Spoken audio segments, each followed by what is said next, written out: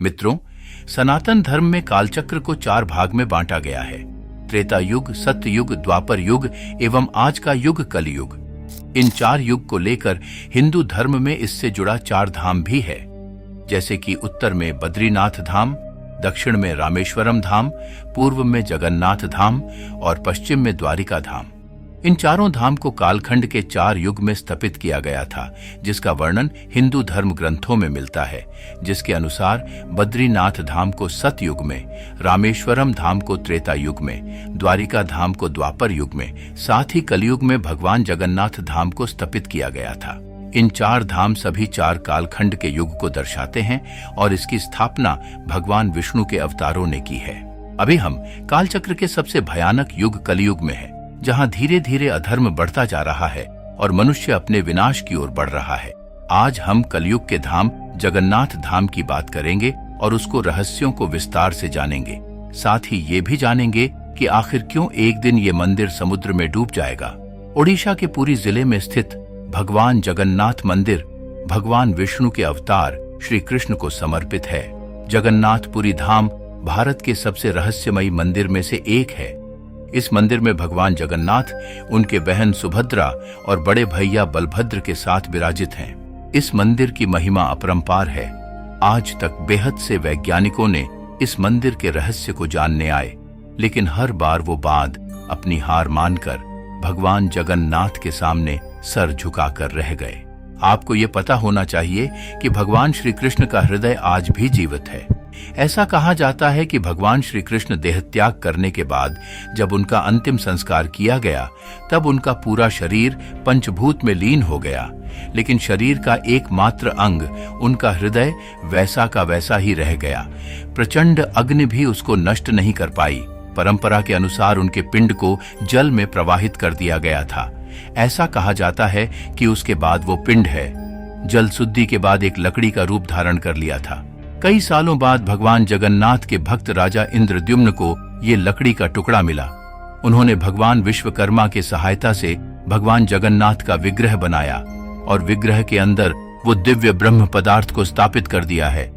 आज के समय में भी वो दिव्य ब्रह्म पदार्थ भगवान जगन्नाथ के विग्रह के अंदर मौजूद है।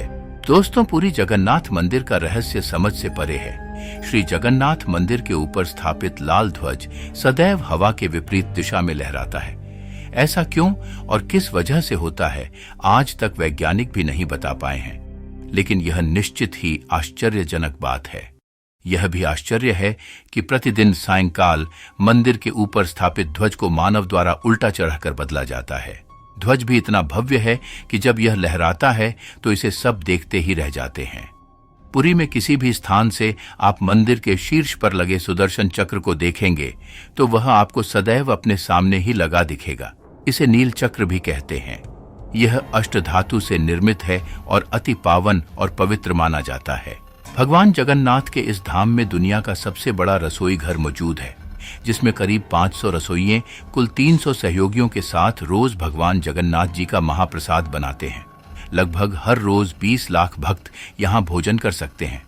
कहा जाता है कि मंदिर में प्रसाद कुछ हजार लोगों के लिए ही क्यों न बनाया गया हो, लेकिन इससे लाखों लोगों का पेट भरा जा सकता है। मंदिर के अंदर पकाने के लिए भोजन की मात्रा पूरे वर्ष के लिए रहती है। प्रसाद की एक भी मात्रा कभी भी व्यर्थ नहीं जाती। मंदिर के सिंहद्वार में पहला कदम प्रवेश करने पर ही मंदिर के अंदर से आप सागर द्वारा निर्मित किसी भी ध्वनि को नहीं सुन सकते हैं, लेकिन जब आप मंदिर के बाहर से एक ही कदम को पार कर देंगे, तब आप समुद्र की ध्वनि को सुन सकते हैं और इसे स्पष्ट रूप से अनुभव किया जा सकता है। ऐसा कहा जाता है कि एक दिन जब पूरी मंदिर में मौजूद 22 सीढ़ियों तक समुद्र का पानी पहुंच जाएगा, उस दिन दुनिया खत्म हो जाएगा। इसे लेकर कहा जाता है कि इस पाप रूपी कलयुग की जिम्मेदारी हमारे प्रभु जगन्नाथ के ऊपर है। वो इस धरती के पालनहार है। एक समय पर जब पाप अपने चरम पर होगा, तब वो कल की अवतार लेकर अपने भक्तों को उद्धार करेंगे। ऐसा माना जाता है कि जब इस धरती पर भगवान कल्कि का जन्म होगा, तो वो सबसे पहले दर्शन करने जगन्नाथपुरी धाम पर आएंगे। भगवान कल्कि प्रभु जगन्नाथ में स्थित ब्रह्म पदार्थ के शक्तियों को अपने अंदर समाहित कर लेंगे। उसके बाद ये रहस्यमय मंदिर समुद्र में डूब जाएगा। कलयुग के इस धाम को हम इंसानों का समझ पाना नामुमकिन है। हम बस भगवान जगन्नाथ की भक्ति कर सकते हैं और इस पाप रूपी कलयुग से हमेशा के लिए मुक्ति पा सकते हैं। अगर आपको आज का वीडियो पसंद आया तो कमेंट सेक्शन में जय जगन्नाथ जरूर लिखें।